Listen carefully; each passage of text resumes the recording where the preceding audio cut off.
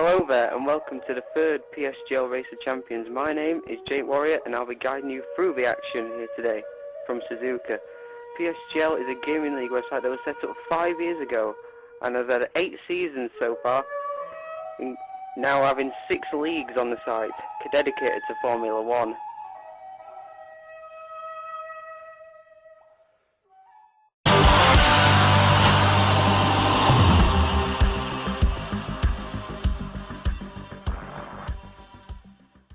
The Race of Champions is now in its 3rd running, having been raced for the last 2 seasons.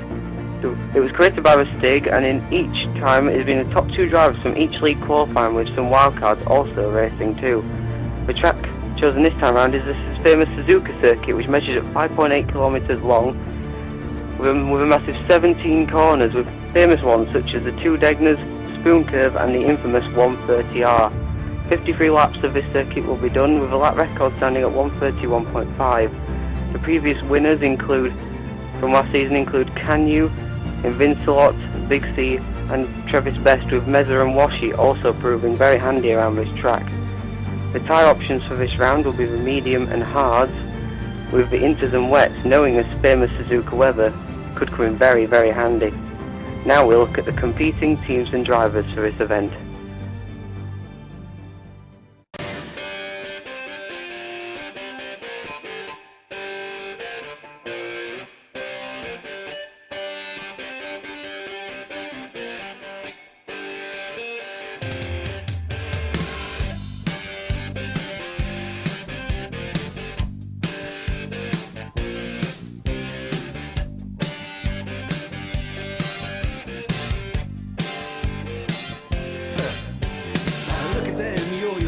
That's the way you do it.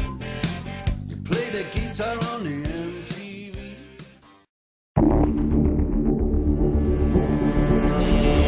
Okay, a lap of Suzuka. Here we go on the build up towards this lap. Make sure you take a nice wide entry into that final chicane. That allows you to build up the speed nicely onto the start-finish straight. One of the best circuits in the world coming up here from inside the cockpit of a Formula 1 car. DRS open and the curves available as well down the hill in towards turn 1. Hold your breath and hang on in there as you feel the G-force build up on your body as the corner tightens. On the exit, use a bit of the curb, and now this is where the tricky bit starts. Use that momentum and flick the car left to right and then left to right again. It's all about momentum here and change of direction at high speed. You don't want to back out of it in this complex of corners. As we head up the hill now towards the Degner curves, bring the car back over to the left-hand side. Don't be greedy though and carry too much speed in, because that curb on the left's waiting for you. Down 2 more gears, Degner 2. Use all that curb available. Under the bridge we go towards turn 11. Straighten the car up and then slow it all back down into 2nd gear. Minimum speed of around 50 miles an hour here. Watch out for the traction, not too much curb on the exit there, because you want to keep that momentum as we climb up the hill now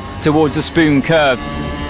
You feel the G-force on your body and then slow it down for the left hand of the first part of Spoon Curve, and then it slows down even further, tightens up at the apex, but you need to carry that speed because once again the track rises up the hill into 6th and then 7th. DRS is open at this point, and use the curves as well as the 130R corner comes up. 7th gear, full throttle, hang on in there and hold your breath. Use all the track available. This is an overtaking opportunity as well come Sunday, but slow it all back down into 2nd gear, flick the car right and then left over the curb on the left hand side and feed the car out using all of the track available around the outside of the circuit, and that's a lap of Suzuka.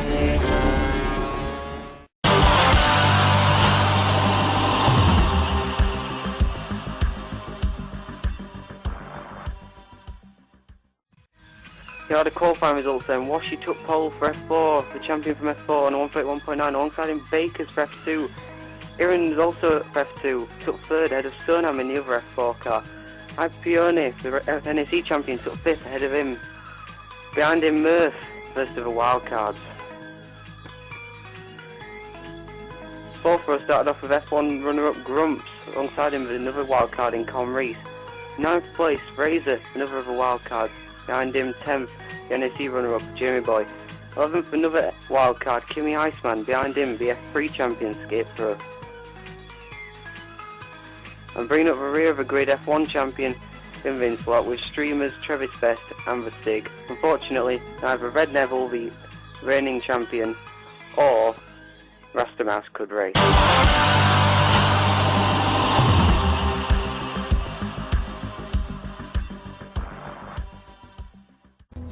And now the start of the third PSGL Race of Champions is upon us. It is a wet start, everyone will be starting on the intermediate tyres, and that could make the first few corners very challenging indeed. We're on board with Invincible for the start.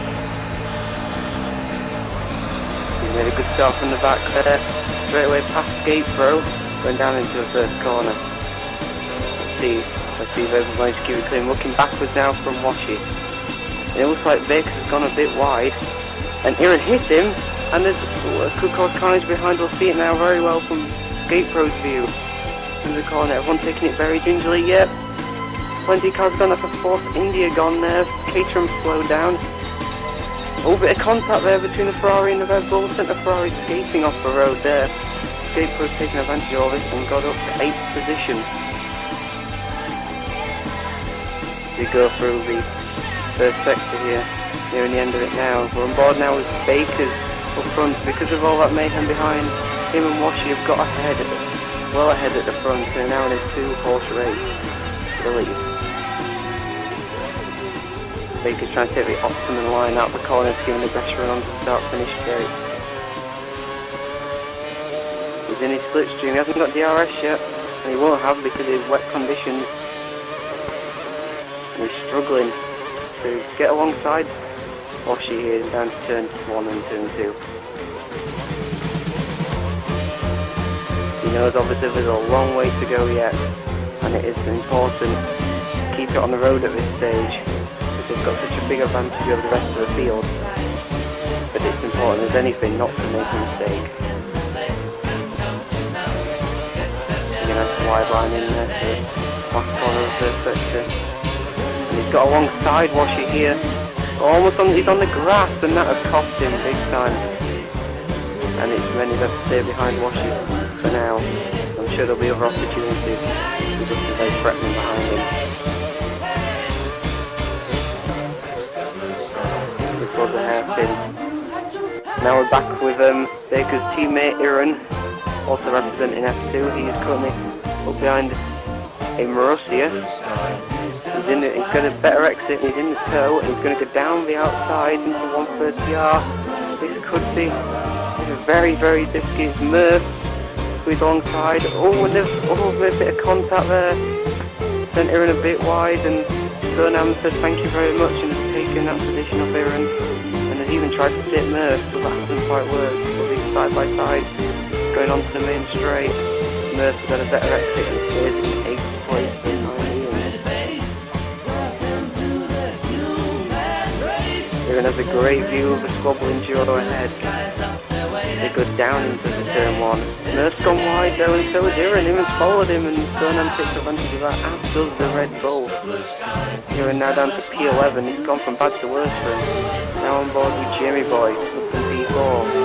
He started 10th, so it's been a very good opening few laps for him, but he has Ferrari all over the back of him at the moment.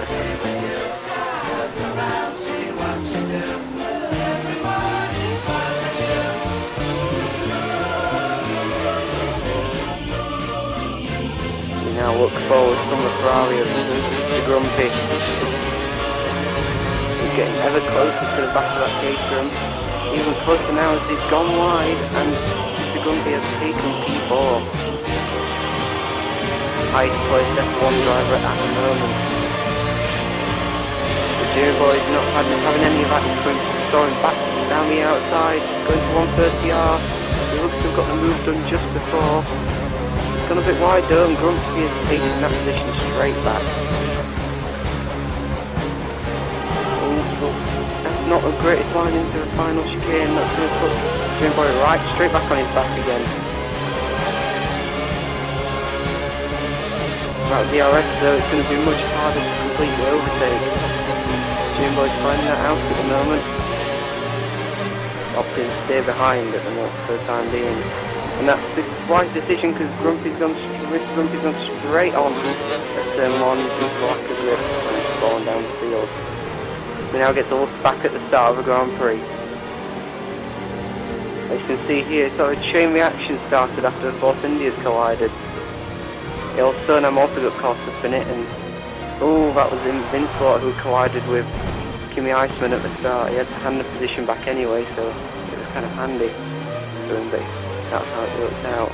We also get to see this now from Ipioni's perspective. He'll have had a good view of a dueling Force India's ahead. But we see Baker goes wide in the first instance, and it just Baker's hearing in the wrong place at the wrong time, and Aaron unfortunately suffers as a result, and a chain reaction occurs behind them. Now we get to see this from Mercer's perspective. He had a very good start, in fact. He was all the back of Sonan, but there was nowhere for him to go. As a result, Connery decided to overtake him, but he went out of the picture. Bit of contact there from behind, and then that's when that started, and Mercer managed to just was in the right place actually to take advantage and go up to P4. Now view from Skip for right at the back of the field. Takes the inside line,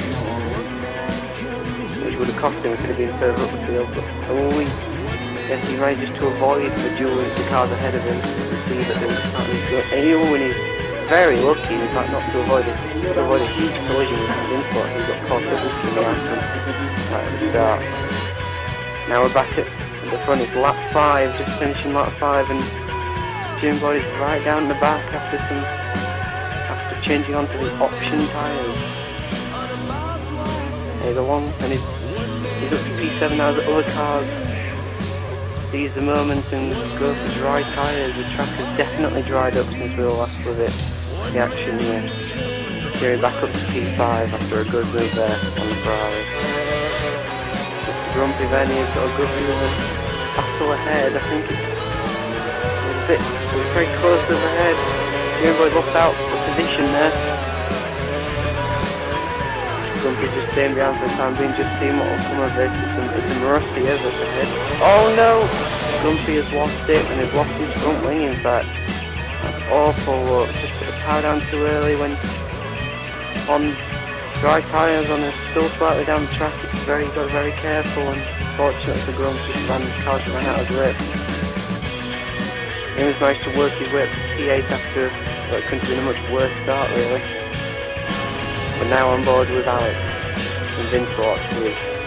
Always having trouble keeping the car straight and narrow here. It's understandable. And we're back with her, and so as he goes for 130 our sparks flying up at the bottom of the car. Still behind the Rusty, there seems to be a sort of train developing here. Oh, the Rusty is gone. The car's still heading for a pit stop. The car's still on option, still not on option tyres or even primed. That's it. Aaron's got DRS now. So the car's been edging it, and I've set the fastest lap of the race. And Vince Water just passing her, going down into turn 1. That puts him up to P9. For the moment. The car ahead of him, has just gone wide. Now into lap 7 we're on board with her, and as he approaches the back of the, I think it's Skate Pro, he's in the slipstream using the DRS, and he makes a very good overtake. So if it's just go down to turn 1, yep, that is a very good move. That puts him up to P5, a good strong comeback from him so far. Now on board with Mercer, has DRS on one of the Ferraris it seems. He's going to try the undercut, and the Ferrari's gone wide, and Murph takes the position, and he's up to P9.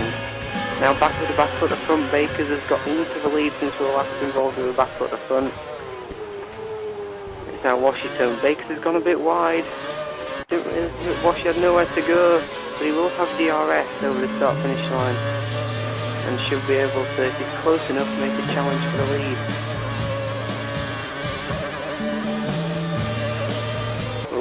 Both gone a bit wide, but Biggs has gone more wide, and it's gifted Washi the lead of the Grand Prix on the beginning of lap 9. Still a long way to go, and it does look like these two are in a battle of their own at the front at the moment, but it's still 44 laps to drive, and many things could happen.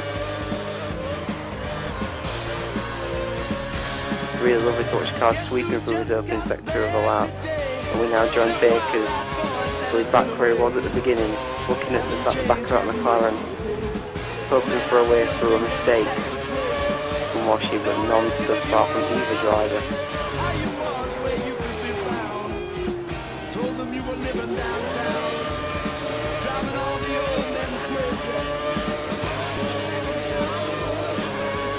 through sector 2 we go then, and getting ever close to the back of that McLaren, but there's no way through in this boom curve, that's for sure. He wants to get a good run out of here, and perhaps challenge through 130R, a very daring move it would have to be. He's getting ever closer, but he's not going to be close enough. Have to line it up to the start finish straight. Well, Baker's breaking down into the chicane. Blocked his brakes slightly there in order to get the best entry and exit to the corner possible, giving the best swing shot onto the start finish straight.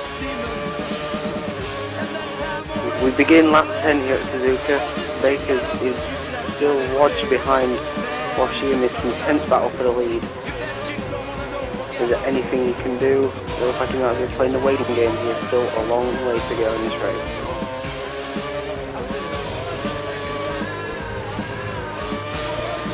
In fact, we now join Iran, who is currently in P5, a good strong comeback after a first corner collision. Oh, and it looks like Ipion has gone off ahead of him, and Jamie Boys too, and he's taken P3. Wow, the two NAC boys have come together there. We'll see now what happened from Ipion's perspective. He's one way behind Jimmy. Jim went off into the gravel. Oh, and Ipion just seemed to lose it on his own accord. Sort of distracted by Jimmy going off the track, I think, there. And Aaron took full advantage to move up into third place. A really good drive from the back after the first corner incident. Jimmy Boy's now just taken fourth off Ipione, in fact. Now he'll back from skate for now up into P5 himself. He has a McLaren behind him, a McLaren of Suriname. He has 4 runner repulsors in a strong run through the field, and he's now just taken P5. Another good move from Suriname, moving very well through the field.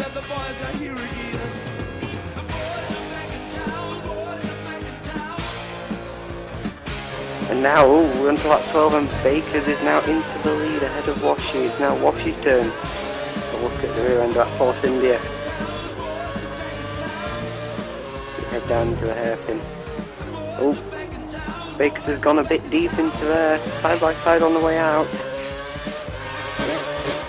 With this fast section of corners, who's going to give way first? Oh, big contact, and Washi's off into the grass, and that's lost him a bit of ground. He's down into second for the time being. He's not too far behind there, so he'll still get a toe down the straight before 130R. Now back by Pioni, who's managed to catch back up to F2 driver Iran. Iran locks up a bit going to last chicane and attempt to fend him off, and in the end it only helped him get alongside.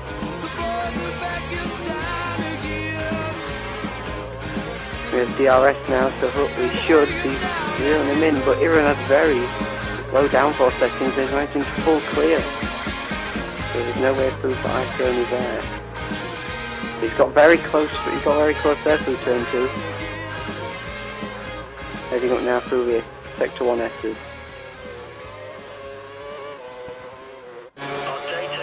Now on board with Vince Water, who is just past Kimi Iceman into turn 1 for 8th place. A good move there, with a help assistance of DRS. We're back with Ipioni still behind Iran. You think now those and option tyres will see the best of their tyres and they'll be starting to go away. That's no such problem for Ipioni, who's on the prime tyre.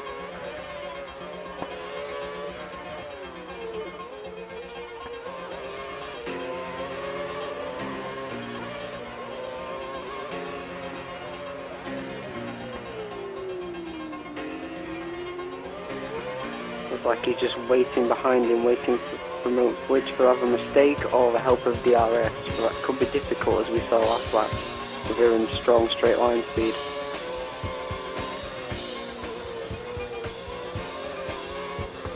We're aiming to get as good a run out of here as possible, get him onto his straight and possibly try a very courageous move at 130R. He's in the tow. Is he going to be close enough? Doesn't look like it. Now he's not close enough to have to wind himself up for a move possibly into turn 1. Iran once again locked his brakes and gone very wide. Not helping himself there. Now the help of DRS is much closer this time. Once again, he's still struggling to bring this to Grumpy. That's a real shame. He has retired for the race. Could be an electrical problem there. They're side by side going through the S's. Oh, Aaron's car flew up into the air there. That was very strange. He managed to stay ahead somehow, but not for much longer, because IPN is trying to move around the outside. No, that hasn't worked. With the back out of it, you can't go fast out around the outside there at this stage of a race. Go through with Degners. Still no way through, despite Aaron's car flying up into the air there just 20 seconds ago. Let's take a very wide line in to try and get the best possible exit. See no change, the gap.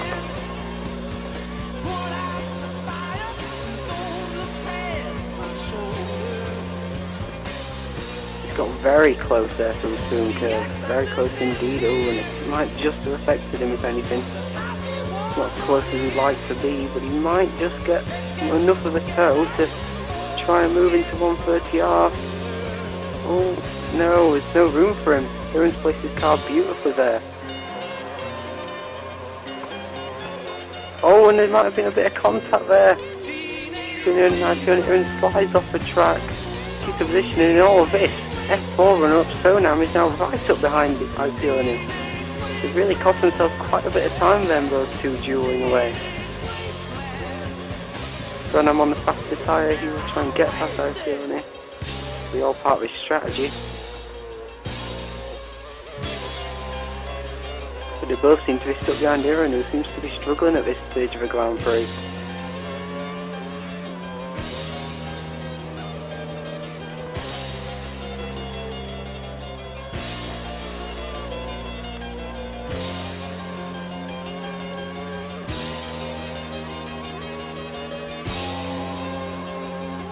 You can see these three are locked in a duel, and then another person with electrical problems. That is Jamie Boy this time, the NAC runner-up. But we're back now with the two leaders, Bakers and Washi. Washi all over the back of Bakers, just like those before. These two are well out in the lead, with third place man Aaron a long way behind. It will take a startling recovery from Aaron or even Arpione and Turnham to catch these two at this race.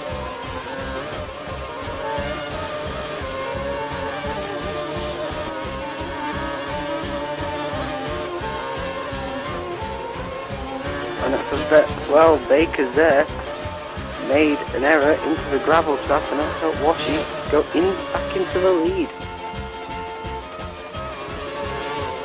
No one expected that. These two have been driving so consistently well at the front, but now Baker's got some catching up to do.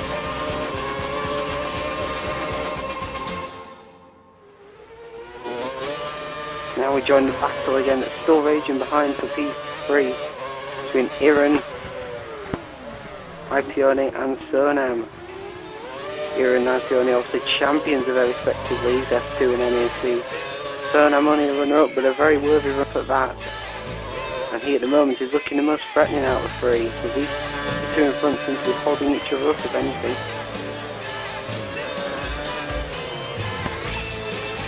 Looks again from Sonam's view, but Ipione is very close behind Aaron, going down the long straight, heading into 130R. Is he going to try and move? He is indeed, and he's taken P3 off Aaron, but Aaron's straight line speed, if he can just stay close behind, could have a good run onto the main straight.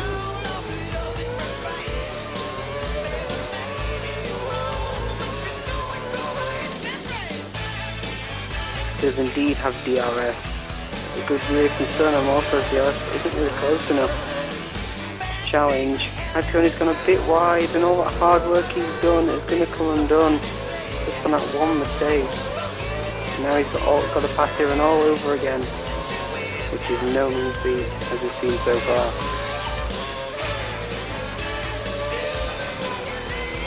But the is very good work from Ipione. He's putting on the harder tyre, which means he should theoretically be able to go longer into the stint and should pay dividends later on in the race. So he won't be too worried at this moment about Irin or Sonam,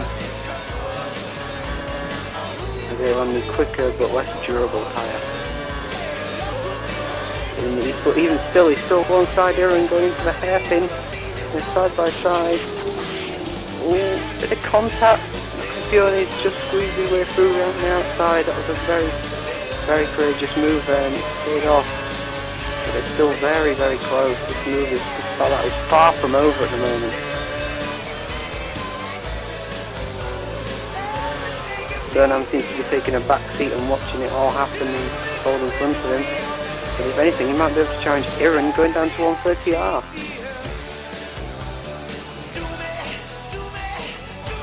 But now we're back with the leaders at the front as they head on to lap 17, almost a third of the way through this race now.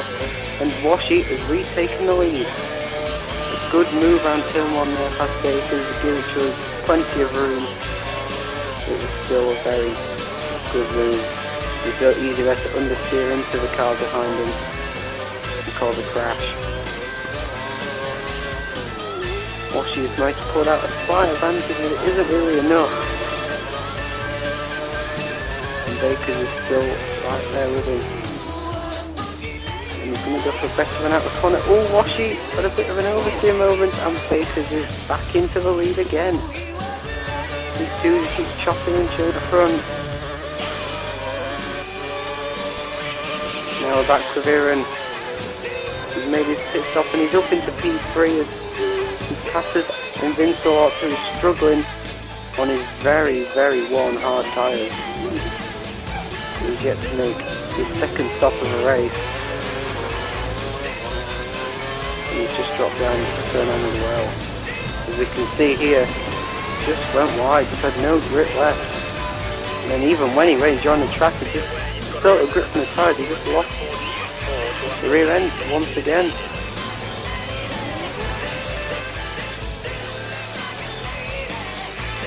He's dropped down to P8 now, he's even made a pit stop. It's Iceman goes past him, the tyre's obviously not yet at temperature.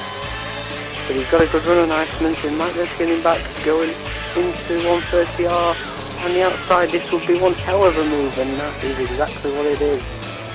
Superb move there from Vincent. He takes P7. Been up and down race so far for him, but on those new option tyres we'll be looking to make plenty of progress in this upcoming stint.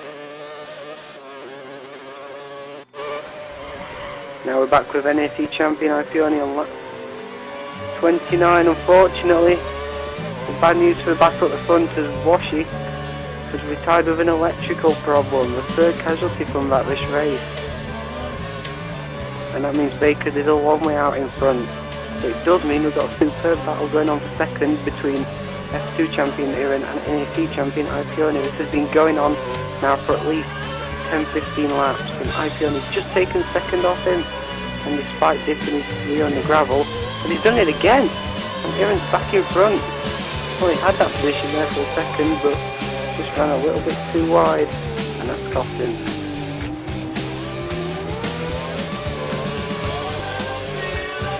On the option tyres now, he should be a little bit quicker.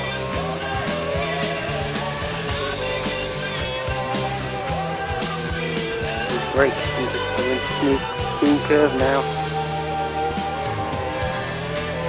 He's used up all his curves, so he's got very little to attack him with now for the rest of the lap, and that means he can't really get much advantage from the slipstream, which he would have had should he have saved a bit for that straight.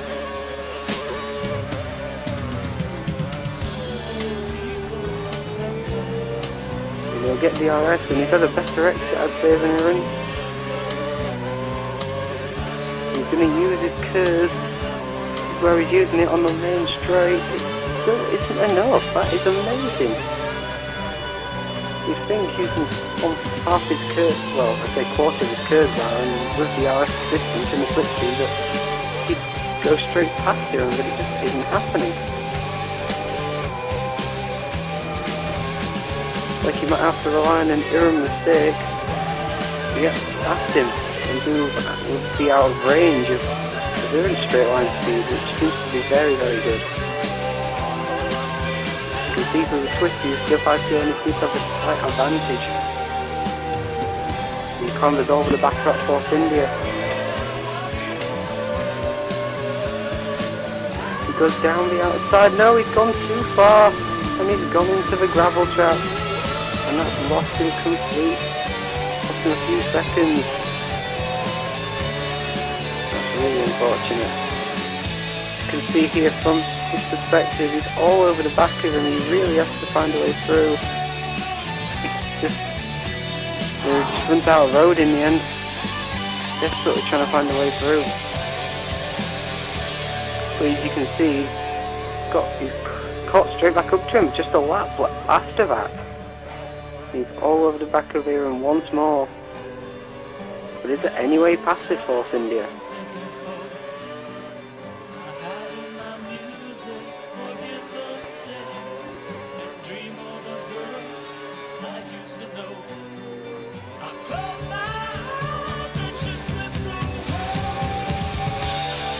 He's trying different lines from here and just try and get that slight better exit out of the corners, try and move at a place where Aaron wouldn't necessarily expect it.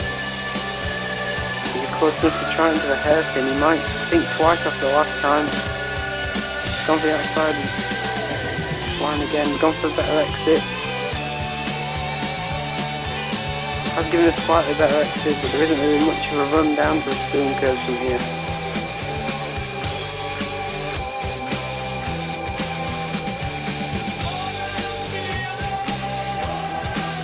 Still all over the back of him. Coming down the straight now. Using the rest of his curves. He's saved some curves this time for here. He's going to try it round 130R. They're side by side. This could over with a bit of contact. Just avoid the gravel trap. He's still there. Is he going to complete the move? Wow, yes he is. That was a stunning move. Bit of contact, yes, but just keep busted and keep faith that the car wouldn't go in the gravel trap. That was really very driving from Alpione. He's rewarded with second place, but for how long? As Aaron has the DRS and just 5 straight past him. The straight line speed difference is pretty immense between these two.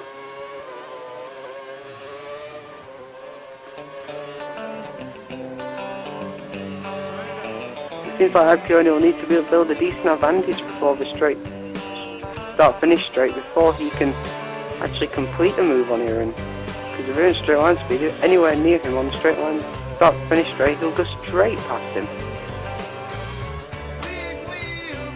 Alpione will be thinking in that crash helmet, what can he do to shake off Aaron? He's now just got past him in fact on the exit of Degner 2.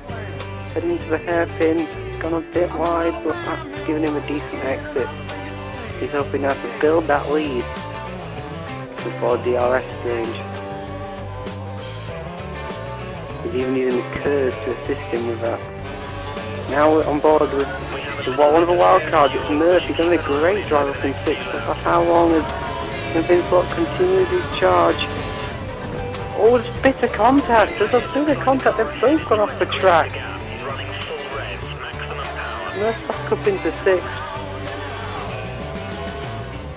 And Vince Watt went in 3rd off the track. Now we join him 3rd on the lap, and Vince Watt clearly got more speed at this point.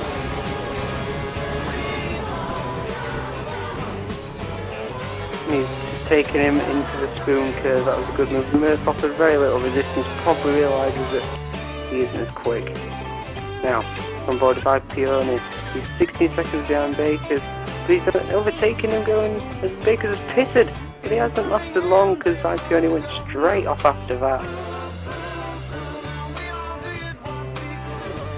Now on Escape Pro, the F3 champion, is doing a great job in 4th.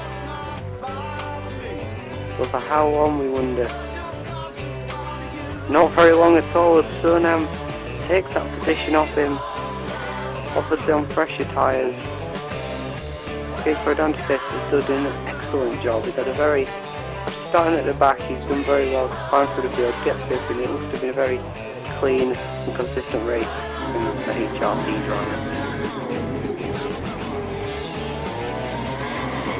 But I say that, oh no, it's all gone wrong for him. He spun it a bit to digging through, lost his front wing, and he's going for a new front wing change. Now it looks like I've got a few engine problems there, but he's continuing on, so it can't be anything of too much concern. It is for Aaron now, because he can't really see where he's going. But he can also see that he's really closing in on Ipione, going to turn 1. Ipione has gone wide, Aaron takes P2. Good job well done then for Aaron. Ipione will show fight back.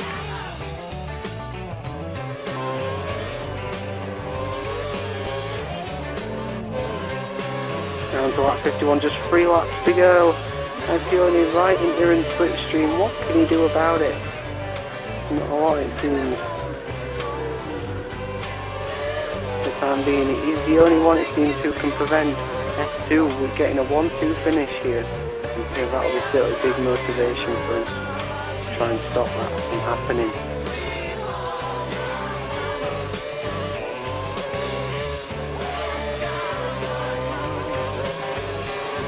Aaron's job now to make his car as wide as possible, and that's exactly what he's trying to do.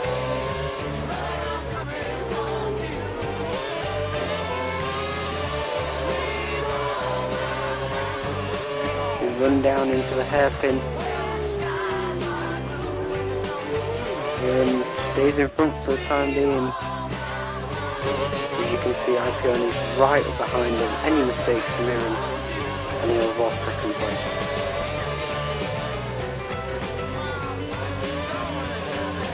Right behind him into the Suzuka, he couldn't get much closer without touching. And surely he's going to have a really good run. Whoa, there's a bit of contact again. Aaron goes onto the grass, Ipione takes P2. We're just pretty much over, just over 2 laps to go. I'm pretty sure that isn't the end of the fight. Aaron will be surely going to have a go back at him. But is he close enough down this straight? He's got really good straight line speed. He's going to catch him in time. No! Well, there's contact. There's contact.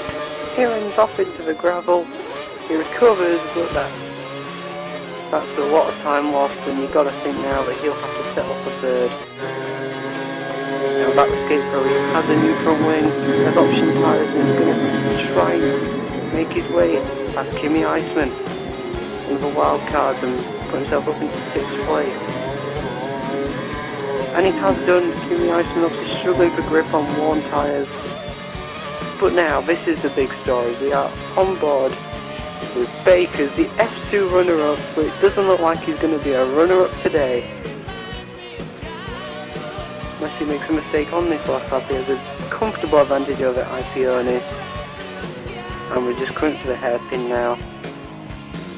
Half the track done, just half the track of the last lap to go. It has been a faultless drive from Bakers from start to finish, got away well, avoided the first corner shenanigans, pulled away with Washi. It was a great battle, and so unfortunately Washi dropped out with electrical difficulties, and from then on in Bakers kept his cool. They drove the car faultlessly to the end. Just a few corners to go now. The infamous 130 yard out was absolutely fine. He will now break into the hairpin for the last time. He rounds the final corner. Baker's F1, the F2 runner-up, is not a run-up today. He's the Race of Champions champion.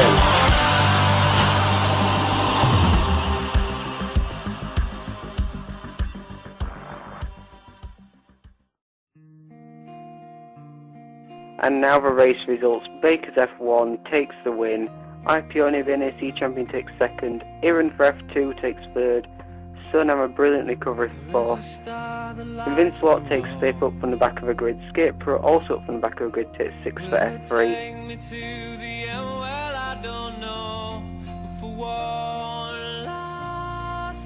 Murph, a wildcard, he takes seventh. A good job from him. Kimi Iceman also did well in 8th place.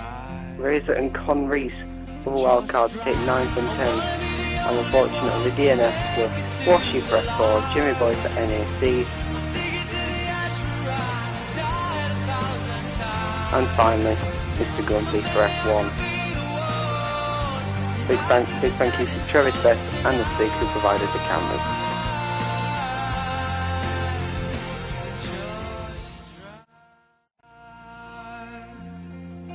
I've been Jay Warrior, thank you for watching. Please be sure to check out www.PlayStationGL.com. Sign up now to join our many leagues. And a special thanks to Michael Halliday and Can You Do It for the video effects, the Stig for the music, and Travis Best for the director and editing. Thank you for watching.